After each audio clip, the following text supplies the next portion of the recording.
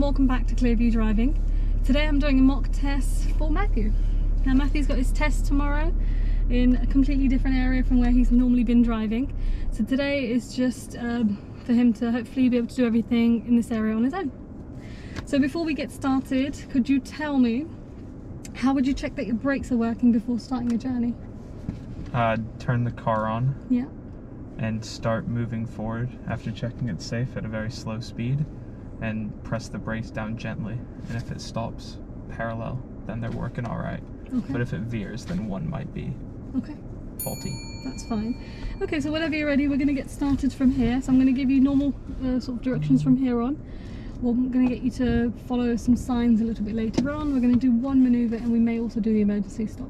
Cool. Okay, so whenever you're ready, let's drive out the test centre. When we get to the end, it's a left turn.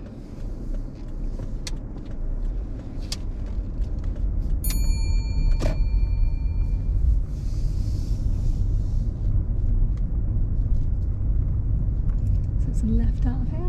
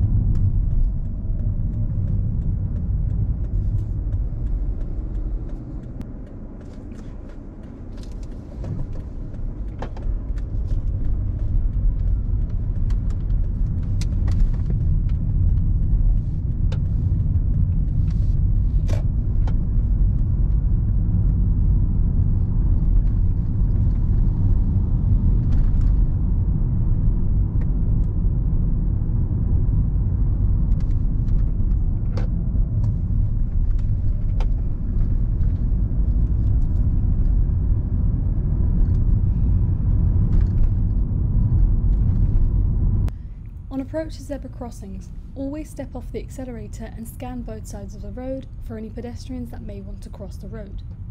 With cyclists on the pavement, be wary as they may ride into the road.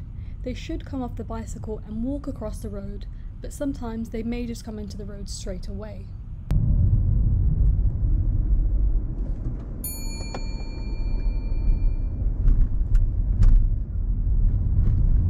We're just heading straight on from here.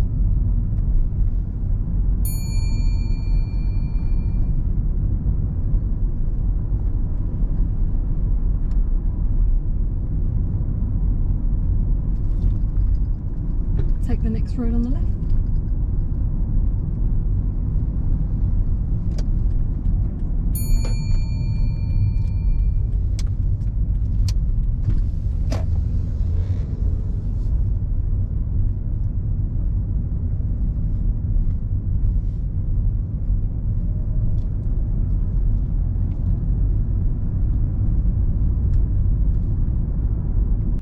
In a road with parked vehicles on both sides, if the middle of the road is not wide enough for two cars, always position your vehicle in the centre of the road. Matthew positions his vehicle really well going round the bend. Leading up to this white car, he should have moved back into the middle of the road a little bit earlier, as the road is only wide enough for one in the centre.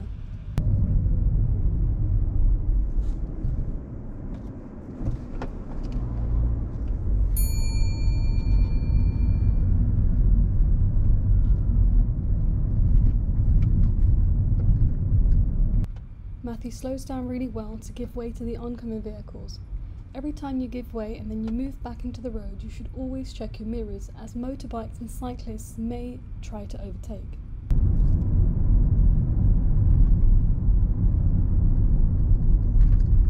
There is a width restriction ahead.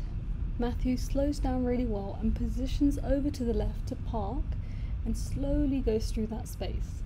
If you were driving a manual car, you'd usually select first gear at this point to give you more control. Thank you. Pull over and park up on the left anywhere safe.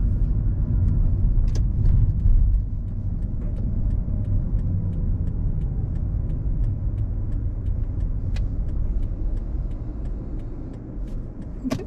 Drive off whenever you're ready.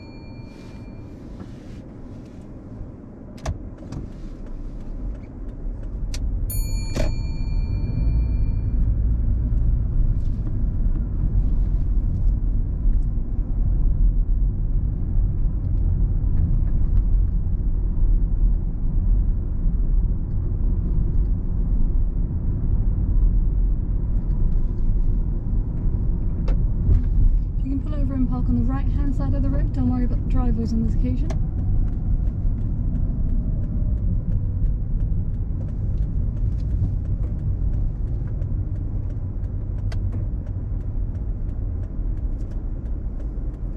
That's great there, thank you. So what I'd like you to do now is to reverse back for about 2 car lengths, keeping reasonably close to and parallel with the pavement as you do this.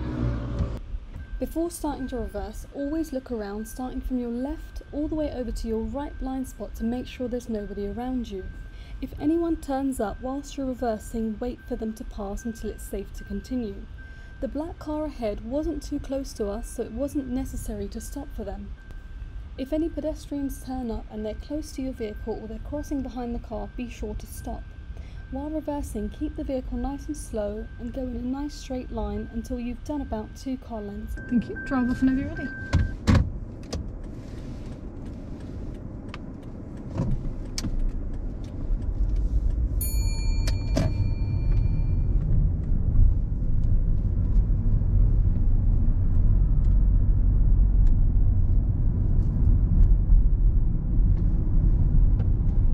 And turn right from here.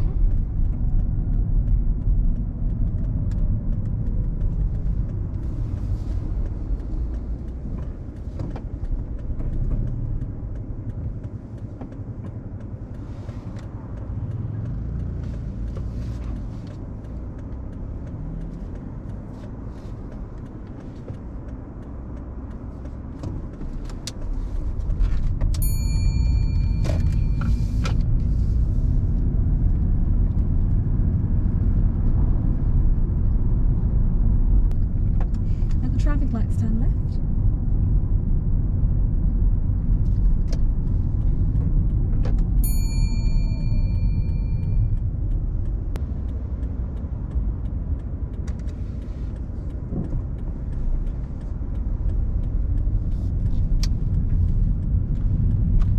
Okay, if you can pull over and park up on the left just here.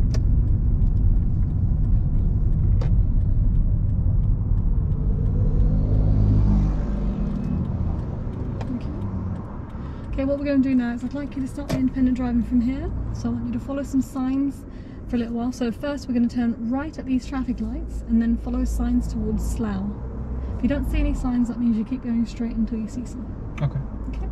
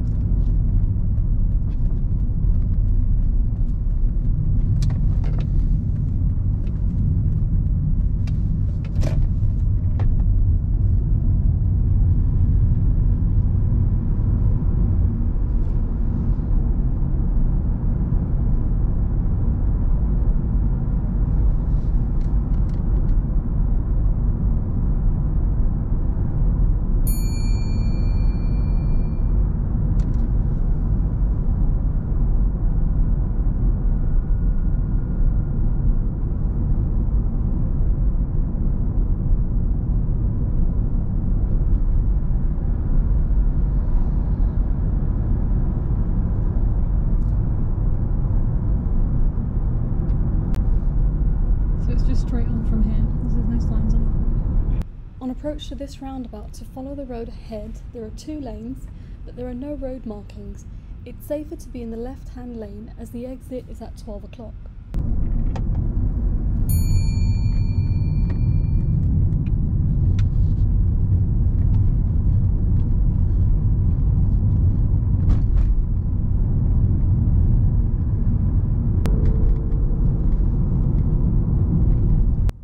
On approach to this big roundabout, Slough is towards the right. There's some roadworks going on, so the speed limit has been lowered down to 20. Matthew slows down well and positions towards the right.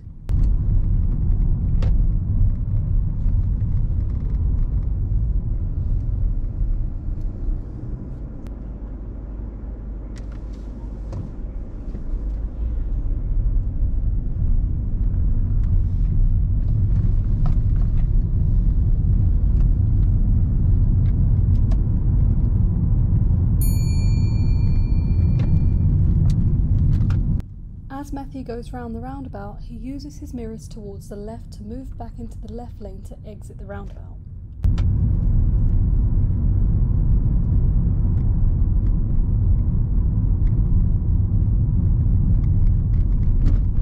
With the independent drive, always look out for signboards so that you can see the direction that you're headed and get into position in good time.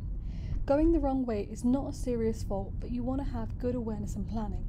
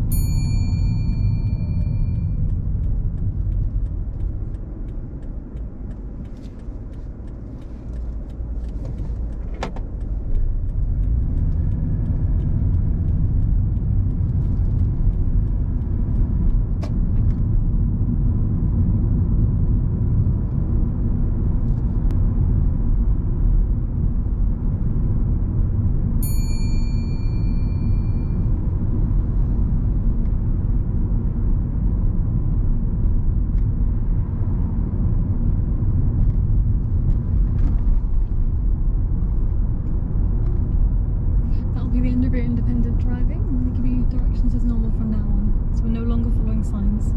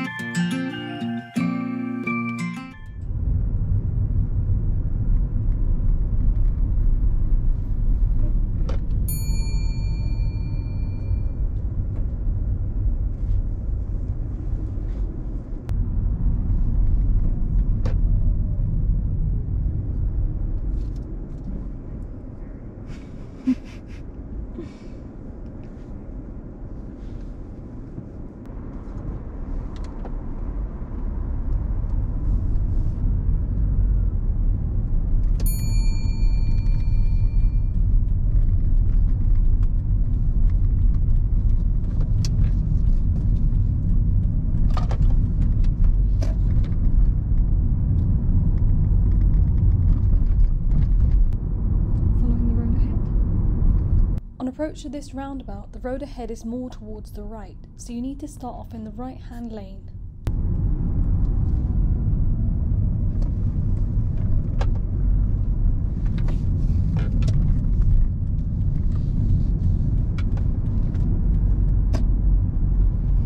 Take the next road on your right.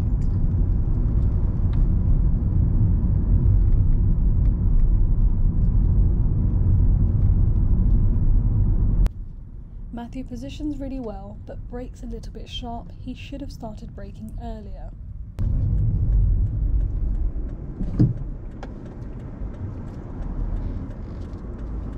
After these two cars, he could have taken the gap before the next oncoming car, but chooses to wait. Now this wouldn't be counted as a serious fault for hesitation, but could go down as a minor fault.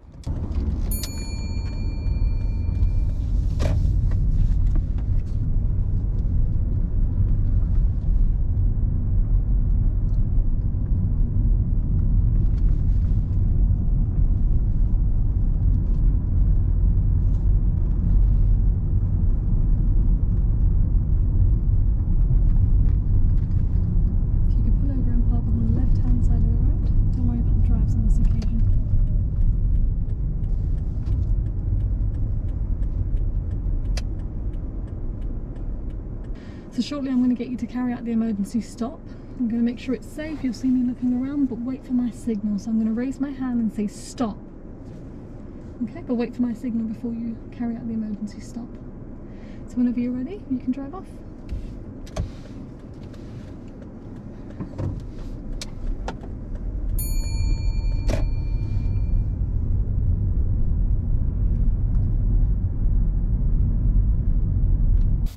With the emergency stop, the examiner will make sure the road is clear and it's safe to carry out the emergency stop. You'll see them looking around. If there are any vehicles ahead or behind, they will make sure the road is clear before they give you the signal. Be sure to slow down and stop the car as quickly and as safely as possible by applying firm pressure on the brakes.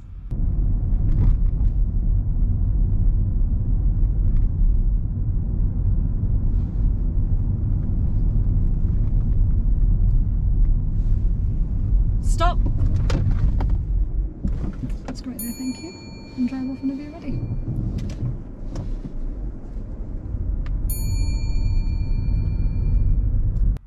After the emergency stop, to move off you should check both your left and right blind spot as you're in the middle of the road.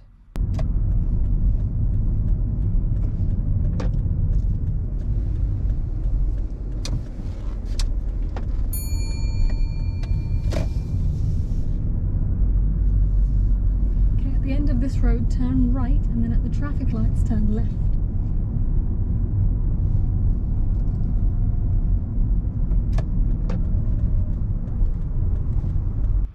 As we're emerging from a side road onto a main road, Matthew waits for a safe gap before going forward.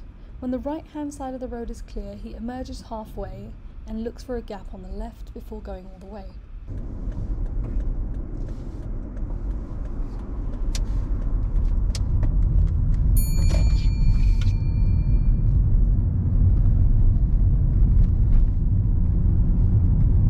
This left turn is controlled by a filter light. The traffic lights are red, but the arrow for turning left is green.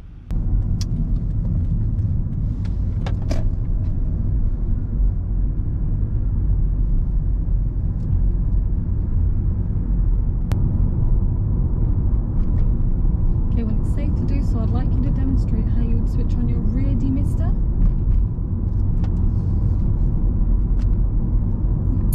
You can turn it on.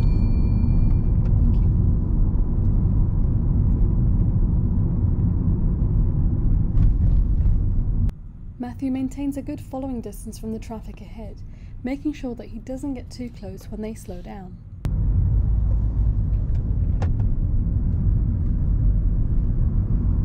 Driving along narrow roads with parked vehicles and sharp bends, it's really important to keep scanning both sides of the roads for hazards, as vehicles may move out in front of you and pedestrians could be crossing the road in the bend.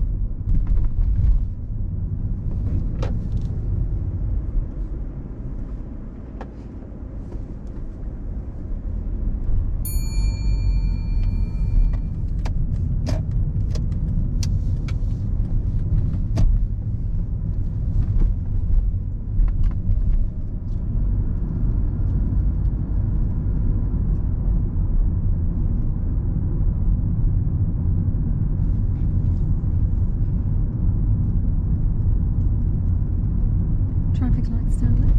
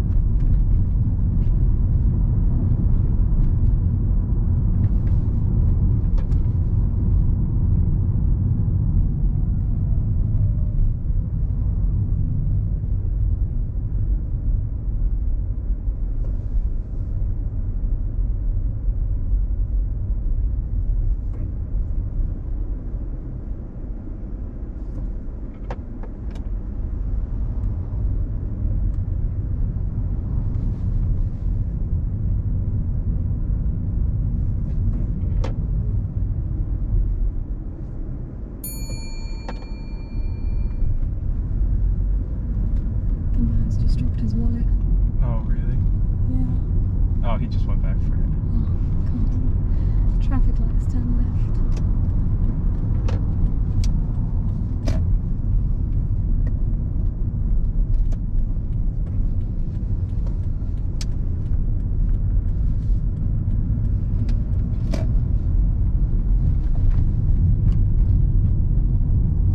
Okay, what we're going to do now is just pull in and park up on the left, just before the grey car, just ahead of them in that space there. That'll be great.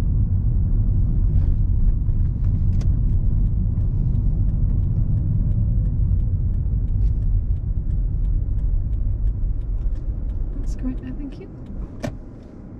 And secure the car.